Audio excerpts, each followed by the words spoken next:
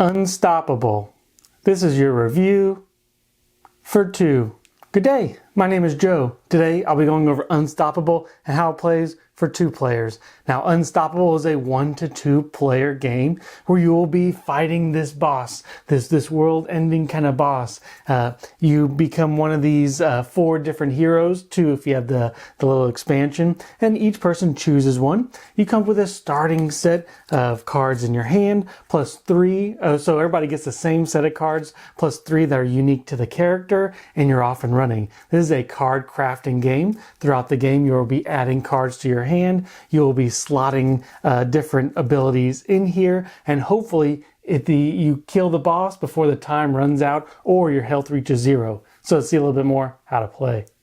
So in Unstoppable, first thing you need to know is one side of the card is the player card. So this is going to have the ability card. This is where you're also going to slot the different upgrades. And you're going to play these cards using your action points on the turn. Now the other side is going to be a threat. Now that's going to be kind of the bad guy side of the card. So once you play something, you'll go to your discard pile. And the only way to get it back is to defeat these threats. On your turn, you're going to be getting extra cards that are going to have a threat on one side and your player card on the other.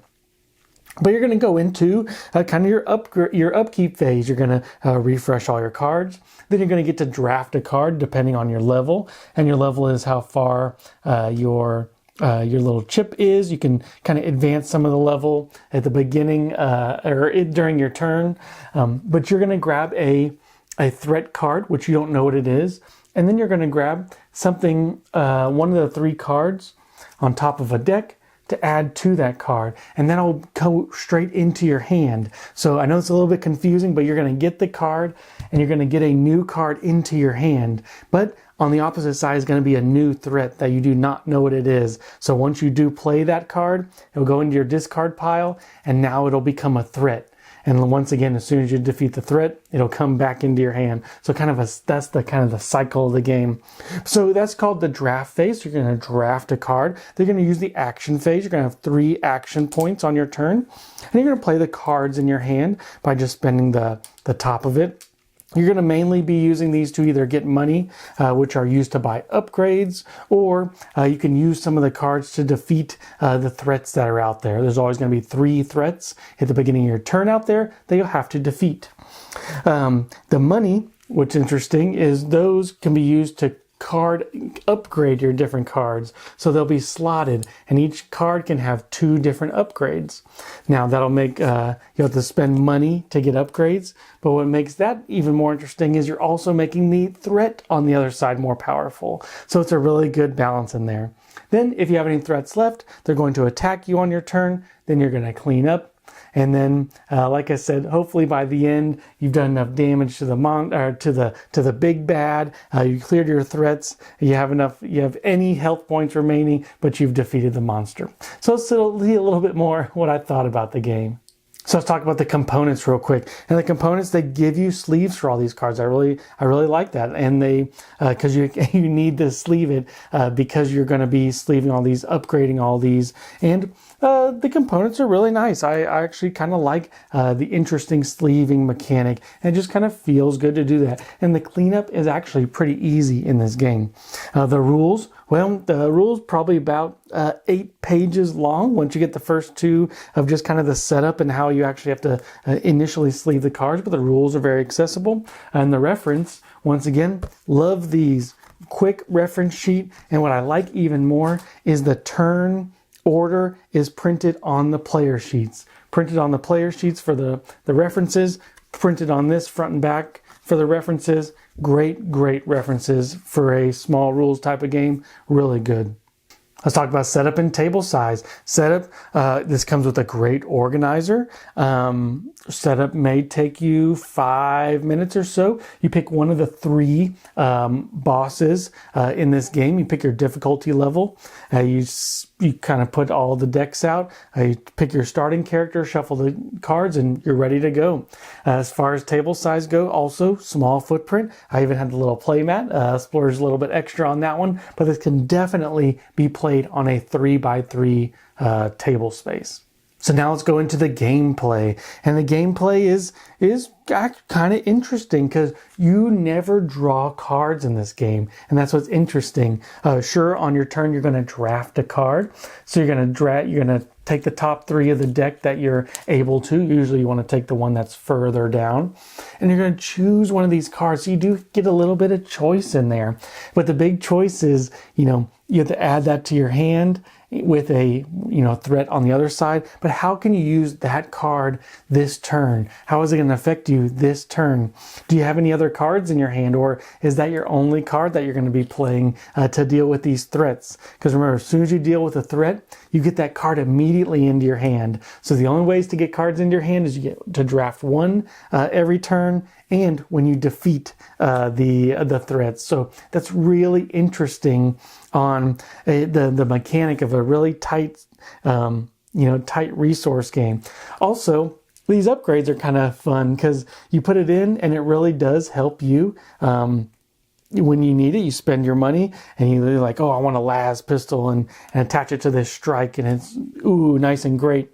But when it comes to the threat side, then the threat is going to have a little bit extra on it. So it's really kind of a give and take. You need to upgrade your cards because they do super powerful things. But you're also upgrading the threats at that point.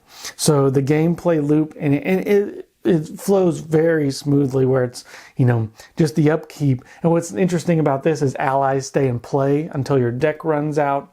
And so you get to decide when you want to play those, because you can tap those and use those once per turn.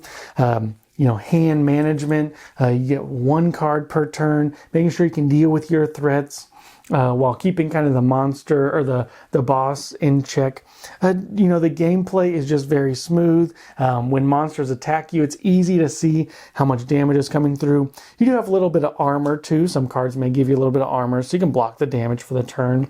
But you have finite amount of life that, there are cards that give you a little bit of health, but you got to kind of manage that as well. So just a lot to this game, but it's in a small package, which is really nice. So the gameplay, like I said, very smooth, whether it's just the upkeep, draft your card, play your card, buy some upgrades, play some more. Hopefully you take care of these threats to get cards back in your hand. They do damage to you. And then the cleanup phase. You're just going to be doing that amount of times as the bosses get a little bit stronger and stronger until they eventually either take over the world or kill you. So the gameplay in this one, very smooth as far as I'm concerned. So is this game good for 2? And this game does play pretty well with 2. This game, I believe, was designed solo. Which is the 2-player is essentially 2 solo games kind of going on at the same time, if you will. There's not really a whole lot of playing on each other as much. The boss just has double the amount of health. You're going to have to deal with your own kind of threats. So it's really playing 2 solo games kind of side by side. So it's fine. 2-player. I would not play this 2-handed. I don't feel the reason to. One is kind of enough. This is kind of one of those games. Marvel Champions, I always would play 2-handed solo. If my wife doesn't want to play this game, I would not play 2-handed solo. I would definitely either play with somebody or solo. The game formula is decent overall. It doesn't do anything outstanding or extraordinary, but it really is easy to get to the table. I think on my 3rd playthrough of the Harbinger that I just beat, I kind of did not do well the first couple as I got my feet wet, but by the 3rd game, like I said, everything was rolling pretty smoothly with us. So like I said, doesn't do anything outstanding, nothing, critical, but this is just a nice flowy game. Probably take you about 45 minutes. Easy setup, nice and easy to slot cards in, pick your monster, and just kind of get at it. So just kind of a neat little deck building game, card crafting game, and just kind of interesting in kind of this smaller box footprint. So like I said, maybe not ever reach great status, but Unstoppable is a very good game. So I hope you guys enjoyed the review, and until next time.